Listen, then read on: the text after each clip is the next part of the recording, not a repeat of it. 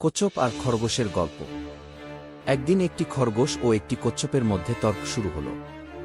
খরগোশটি বলল, আমি পৃথিবীর সবচেয়ে দ্রুতগামী প্রাণী, তুমি তো হেঁটে হেঁটে জীবন পার করো। কচ্ছপটি শান্তভাবে উত্তর দিল, হতে পারে তুমি অনেক দ্রুত দৌড়াও, কিন্তু ধৈর্য ও পরিশ্রম করলে আমিও জিততে পারি। তখন খরগোশটি হেসে বলল, তাহলে চলো আমাদের মধ্যে দৌড় প্রতিযোগিতা হোক, দেখা যাবে কে জেতে। দুইজনেই রাজি হল। নির্ধারিত হল একটি রাস্তায় দৌড় হবে।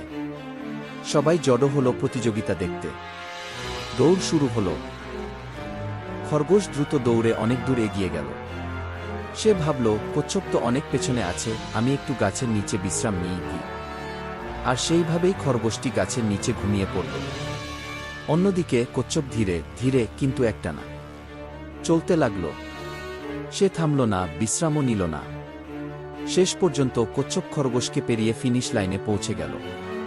যখন খরগোশ জেগে উঠল, দেখল কচ্ছপ ইতিমধ্যেই জিতে গেছে।